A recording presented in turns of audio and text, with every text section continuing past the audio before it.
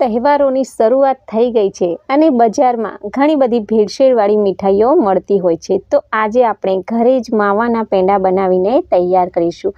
તો એના માટે અહીંયા મેં 250 ગ્રામ માવો એકદમ તાજો અને ફ્રેશ હોય તેવો લીધેલો છે. એને આપણે મીડિયમ છીણી વડે સારો એવો છીણી લઈશું. આ રીતે કરવાથી માવો છૂટો થઈ જશે અને ચાસણીમાં તે ફટાફટ ભળી જશે. તો તમે જો કે થોડી જ વારમાં આપણે માવાને સારો એવો છીણીને તૈયાર કરી લીધો. અને હવે આપણે એક નોનસ્ટિક કઢાઈને ગેસ પર ગરમ કરવા મૂકી દઈશું અને તેની ફરતે આ રીતે ઘી લગાવી દઈશું. એટલે ચાસણી આપણે જ્યારે કરીએ ને ત્યારે તે સાઈડમાં ચોટે નહીં. અને હવે આપણે આમાં 100 ગ્રામ ખાંડ અને 1/4 કપ જેટલું પાણી, એટલે કે ખાંડ ડૂબે ને બસ તેટલું જ આપણે અહીંયા પાણી ઉમેરીશું. અને હવે ખાંડને સારી એવી રીતે આપણે મેલ્ટ કરી દઈશું. તો તમે જુઓ કે થોડી જ વારમાં ખાંડ એકદમ સારી એવી ઓગળી ગઈ છે. તો આપણે આની 2 તારની ચાસણી બનાવવાની છે. તો લગભગ 7-1 મિનિટનો સમય લાગશે. અને હવે ચાસણી પરફેક્ટ તૈયાર થઈ છે તે જાણવા માટે થોડા એવા ડ્રોપ્સ આ રીતે ડીશમાં લઈ અને ઠંડા કરી પછી આ રીતે અંગૂઠા અને આંગળી વચ્ચે તમે 2 તાર બનાવશો ને અને 2 તાર થાય એટલે સમજવાનું કે ચાસણી એકદમ પરફેક્ટ છે.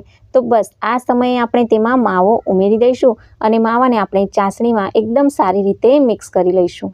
અને આ રીતે માવો મિક્સ થઈ જાય પછી આપણે ચલાવતા આને 1 મિનિટ માટે થવા દઈશું. તો તમે જુઓ કે થોડી જ વારમાં કઢાઈ માવો છોડવા લાગ્યો. તો બસ આ સમયે આપણે આમાં ઇલાયચી પાવડર ઉમેરી દઈશું અને આને મિક્સ કરી લઈશું. અને હવે આપણે ગેસની ફ્લેમને બંધ કરી આને નીચે ઉતારી લઈશું. અને હવે આને 30થી 40 મિનિટ માટે સારો એવો ઠંડો થવા દઈશું. અને હવે આ પેંડા માટેનું માવાનું મિશ્રણ એકદમ સારું એવું ઠંડુ થઈ ગયેલું છે. તો આ રીતે થોડી એવી નાની ગોળી વાળીએ ને અને તે વળી જાય ને એટલે સમજવાનું કે આ મિશ્રણ એકદમ પરફેક્ટ છે. તો આ રીતે થોડું એવું આપણે માવાનું મિશ્રણ હાથમાં લઈ અને ગોળ કરી અને આ રીતે પેંડો બનાવી અને આ રીતે પિસ્તા ઉપર મૂકી દઈશું. અને આ જ રીતે આપણે બધા જ પેંડા બનાવીને તૈયાર કરી લઈશું. તો છે ને એકદમ સહેલા આ માવાના પેંડા બનાવવા. તો તમે પણ આ તહેવારોમાં આ રીતે માવાના પેંડા જરૂરથી બનાવજો.